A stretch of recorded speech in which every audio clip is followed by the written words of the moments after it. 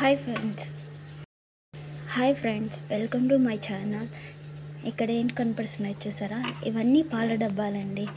మన ఇండియాలో అయితే ప్యాకెట్స్లో వస్తాయి, కానీ ఇక్కడ మాత్రము ఇలా బాటిల్స్లో వస్తాయి. ఎందుకంటే ఇలా ఎక్కువ స్టోర్ చేసుకోవడానికి ఇలా యూస్ చేస్తారనమాట. పాల ప్యాకెట్లు అయితే ఉండవు కదా, అయితే 1 year గ్యారంటీతో ఉంటాయి. అండ్ మనం నార్మల్గా టీ పెట్టుకోవడానికి యూస్ చేస్తాం కదా, ఆ మిల్క్ అనమాట.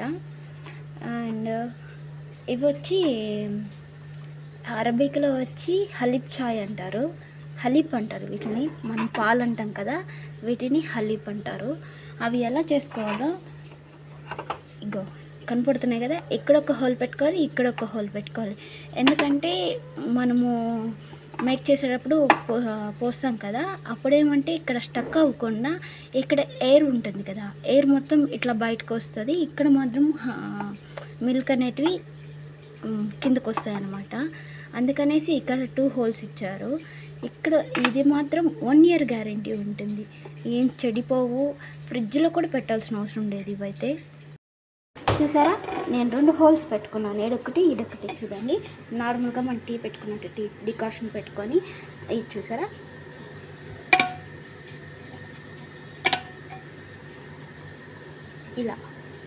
ఇలా పోసుకున్నాం అనుకో, మన నార్మల్ టీ ఎలా ఉంటాయో సేమ్ యాజ్ ఇట్ ఈజ్ అలానే ఉంటాయండి.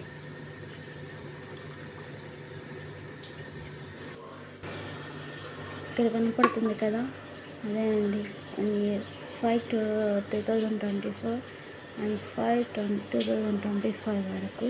అండ్ ఈ సైడ్లో ఉంది కదా, అది అరబిక్ లాంగ్వేజ్ అండి.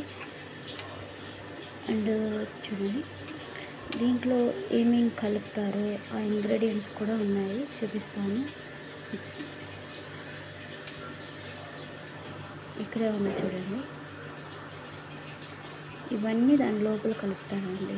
కలిపిన తర్వాత అండ్ సైడ్ ఎఫెక్ట్స్ కూడా ఏమి ఉండవు, కానీ టీ మాత్రం చాలా అంటే చాలా బాగుంటుంది. చూసారా ఎలా ఉన్నాడు.